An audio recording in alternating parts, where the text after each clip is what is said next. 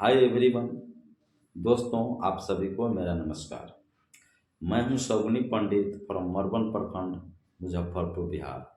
दोस्तों, आज के इस वीडियो में हम ग्रामीण चिकित्सकों से जुड़ी हुई मुद्दाओं पर चर्चा करेंगे और जानेंगे न्यू करेंट जानकारियां जो आप चाहते हैं। तो आज मैं आपको बताऊंगा कि ग्रामीण चिकित्सक जो सेकेंड बैच के थे, जो कंपार्टमेंटल एग्ज़ाम दिए थे, उनका रिजल्ट परिणाम आ चुका है। तो आप अपना इस वीडियो के माध्यम से मैं आपको लिंक शेयर करूंगा, जिस लिंक पर आप अपना इनरोलमेंट नंबर जिस तरह डालेंगे आपको अपलोड का ऑप्शन मिलेगा। आप अपना सर्टिफिकेट हासिल कर सकते हैं या फिर NIOS कार्यालय से भी आप संपर्क कर सकते हैं, या फिर नंबर तीसरा आप जो स्टडी सेंटर है वहाँ भी आप संपर्क कर सकते हैं। दोस्तों, आपने देखा है कि NIOS ने जो अनुत्तीर्ण ग्रामीण चिकित्सक हो गए थे, या फर्स्ट बैच हो या फिर सेकेंड बैच हो, उनको बहुत बड़ी राहत देने का काम किए थे। और NIOS ने जो असफल विद्यार्थी थे उनको एक बड़ी मौका देते हुए उनसे कंपार्टमेंटल एग्ज़ाम ली। और कंपार्टमेंटल एग्ज़ाम उसी एग्ज़ाम जो आप जिस परीक्षा के दौरान जिस कोड संख्या 449 हो, 450 हो, 451 जिसमें आपका क्रॉस लगा था, वहाँ पर आपको उसी विषय का आपसे एग्ज़ाम लिए।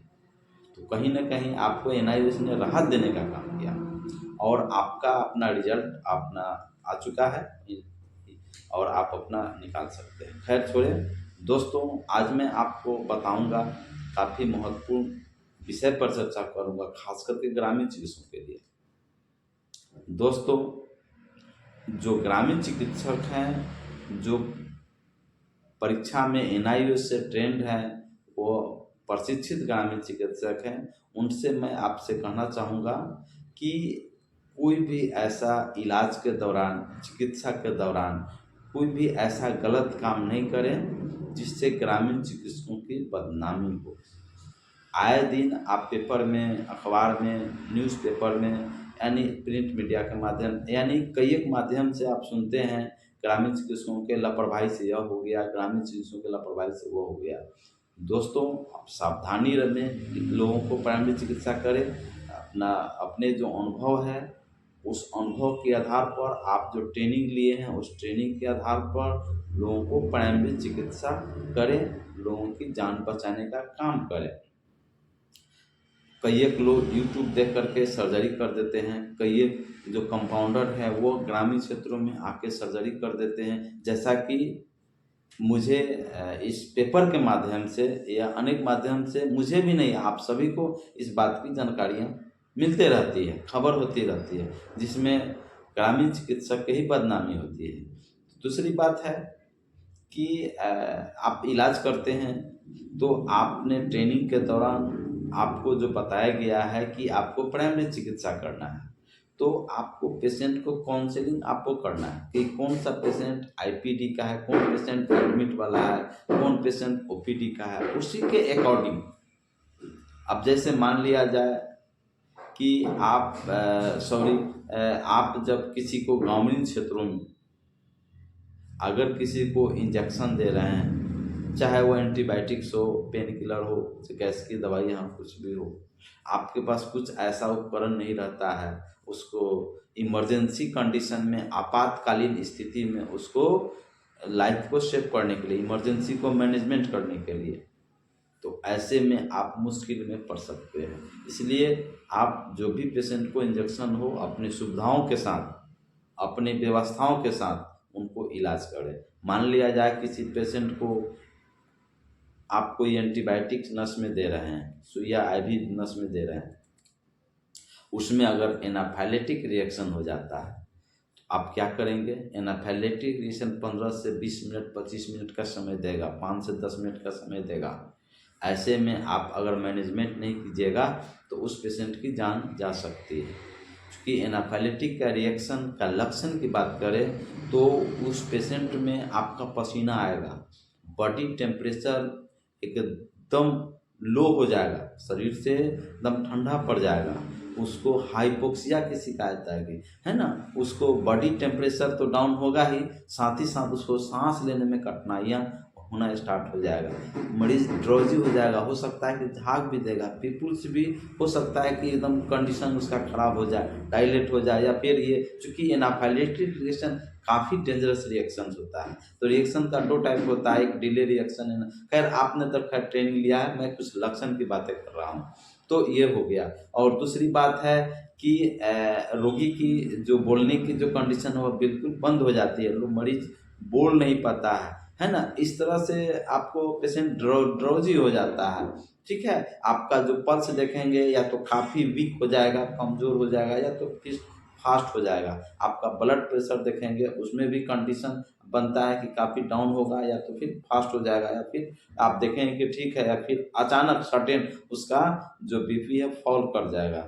तो ऐसे में आप उस पेशेंट को आपको अपने तरीक़ा से, जहाँ व्यवस्थाएँ हैं, जहाँ आपका सुविधाएँ हैं, उस सुविधा के अनुकूल वहाँ पर इमरजेंसी मैनेजमेंट करने की जब दवा उपलब्ध है, वहाँ पर आपका इंजेक्शन। दोस्तों, मेरा वीडियो बनाने का उद्देश्य है, बताने का उद्देश्य है आप सभी को जानकारियाँ देना। मैं जानता हूँ कि आपके पास अनुभव अच्छा है, आपने 20 साल, 15 साल, 30 साल आप एक सफल एक एमबीबीएस डॉक्टर्स के संपर्क में आपने रहा है, हर पेशेंट को आप मैनेजमेंट करने का तरीका पता है। लेकिन आप वहाँ करते थे जहाँ हायर सेंटर है, जहाँ पूरी व्यवस्था है, लेकिन जब आप ग्रामीण क्षेत्रों में जाते हैं, वहाँ आपके पास क्या व्यवस्था रहता है? उतना जो चाहिए वो व्यवस्था नहीं रहता है। ऐसे में आप भी थोड़ा परेशान हो जाते हैं।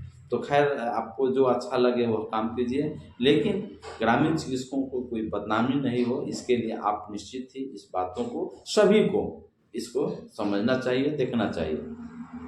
और हम लोग तो खुशनसीब है कि बिहार सरकार ने ग्रामीण चिकित्सकों को 1 वर्षीय कोर्स एनआईओएस के द्वारा, राष्ट्र स्वास्थ्य समिति और एनआईओएस के संयुक्त तत्वाधान में 1 वर्षीय सीसीएस कोर्स कराई, जिसको हम सर्टिफिकेट इन कम्युनिटी हेल्थ कहते हैं। इनको कई एक नामों से जाना जा सकता है। इनको आप जन स्वास्थ्य रक्षक भी कर सकते हैं, कम्युनिटी हेल्थ वर्कर भी कर सकते हैं, सामुदायिक स्वास्थ्य कार्यकर्ता भी कहते हैं।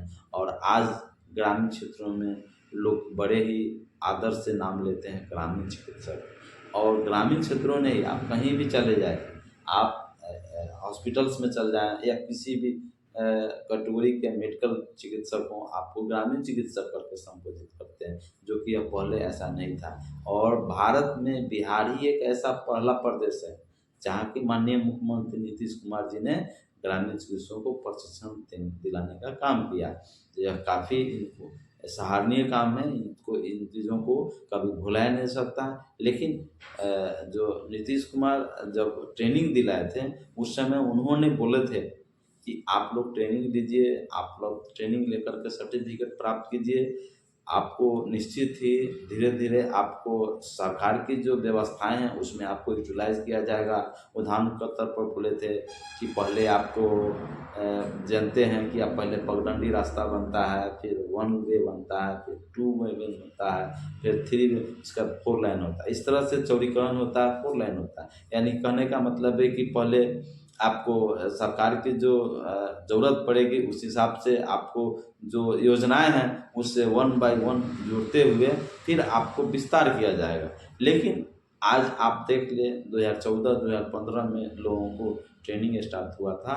आज 2017-2018 में काफ़ी लंबा समय लग गया, तो फर्स्ट बैच निकले थे। आज 2025 चल रहा है, यानी कि ये तीसरा विधानसभा चुनाव है। 2 विधानसभा चुनाव हम लोगों ने देखा है, ट्रेनिंग के पश्चात ये तीसरा विधानसभा चुनाव, और सभी बार हम लोग यह उस उम्मीद के साथ हम लोगों ने हौसला अफजाई था, और हम लोगों ने माननीय मुख्यमंत्री नीतीश कुमार जी को सरकार हम लोगों ने चाहा और उनको मैंने बनाने का काम किया, और हम लोगों ने वोट में काफ़ी बढ़ चढ़ के सभी बिहार में लगभग सभी ग्रामीण चिकित्सकों ने हिस्सा लिया था और सरकार बनाने का काम किया था। और हम लोगों को निश्चित ही यह भरोसा है कि नीतीश कुमार जो बोलते हैं वो करते हैं।